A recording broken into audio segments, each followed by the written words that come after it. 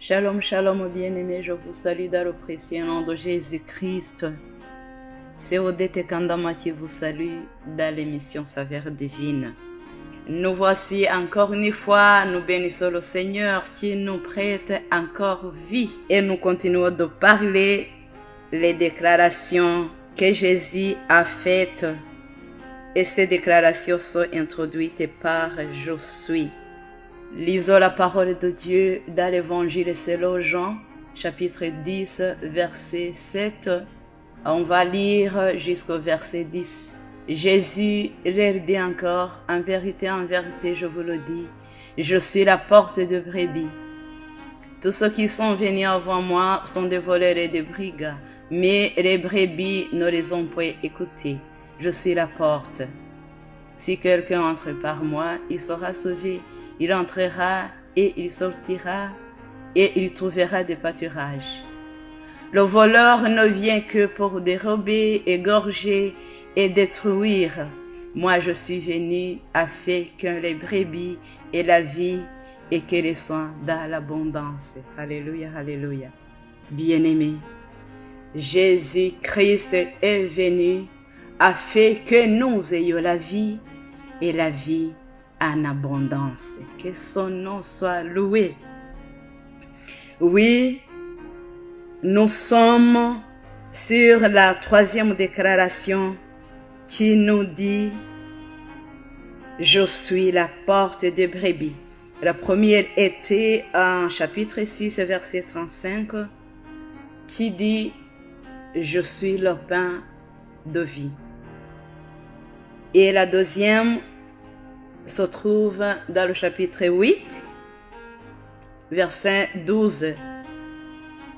Elle nous dit « Je suis la lumière du monde ». Me voici pour vous parler de la troisième qui dit « Je suis la porte de brebis ». Oui, Jésus-Christ est la porte de brebis. Alléluia, alléluia.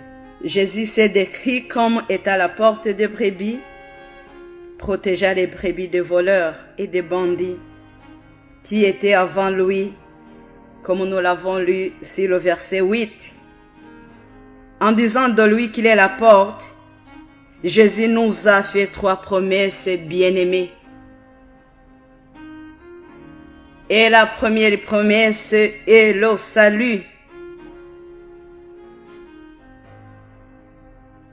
Celui qui entre dans la présence de Dieu par Jésus-Christ, il sera sauvé. Oui, c'est vrai.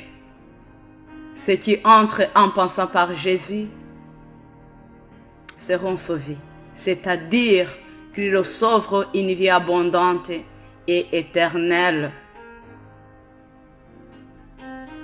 Ils sauveront également accordé tout ce dont ils ont besoin pour être libérés du péché, de la culpabilité et de la condamnation. Alléluia, alléluia. Jésus est la seule porte qui mène au salut. Laissez-moi vous lire le livre des Actes des Apôtres, chapitre 4, verset 12.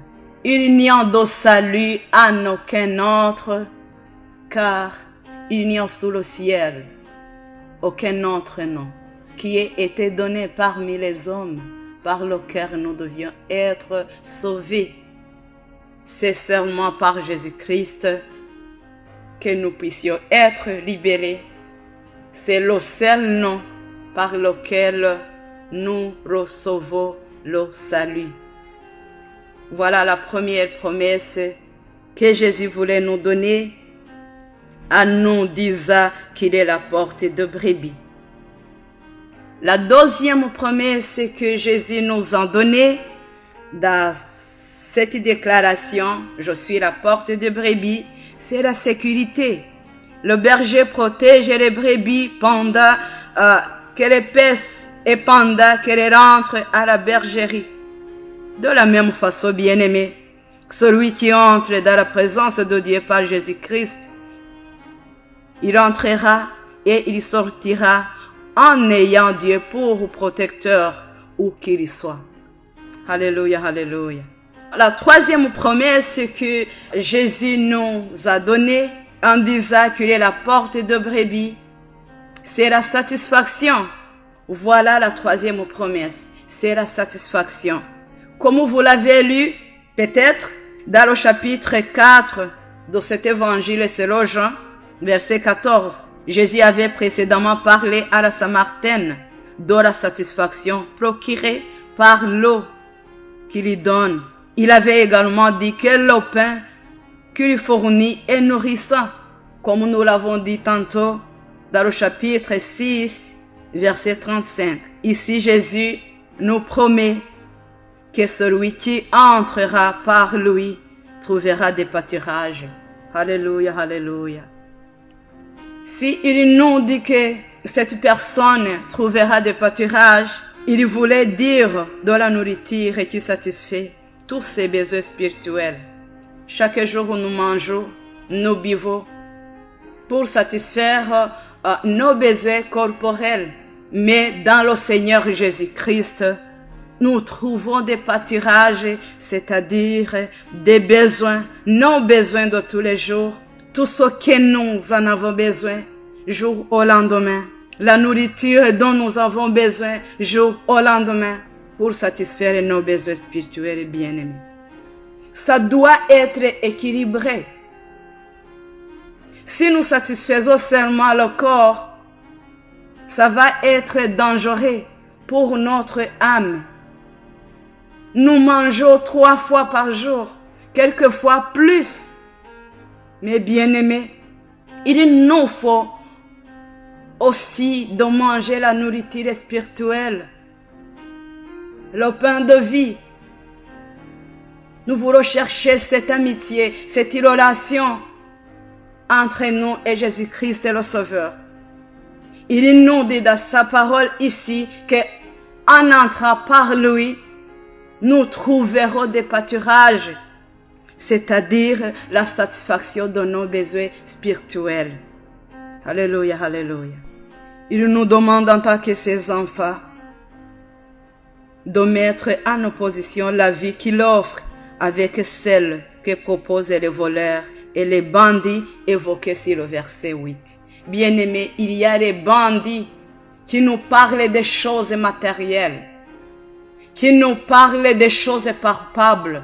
Ils ne peuvent pas te montrer le chemin pour aller au ciel, pour recevoir le salut. Ils ne peuvent pas te parler du royaume de Dieu. Ce sont des bandits, ce sont des voleurs. Et nous les trouvons partout. Mais Jésus est là. Il t'encourage de le recevoir, de l'accepter dans ta vie en tant que sauveur et roi, afin que tu puisses avoir la paix du cœur, avoir ce salut, cette sécurité, cette satisfaction. C'est seulement en lui que tu puisses trouver ses promesses. Écoutez ce que Jésus a dit ici, le verset 1 et le verset 2 de ce chapitre 10.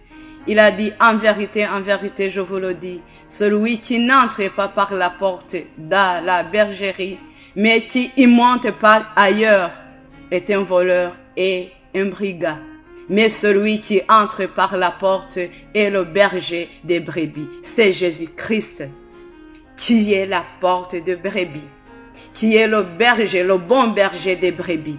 Bien-aimés, je vous encourage à entrer dans cette porte étroite. C'est une porte étroite, mais c'est une bonne porte. Elle est serrée, mais elle amène à la vie éternelle.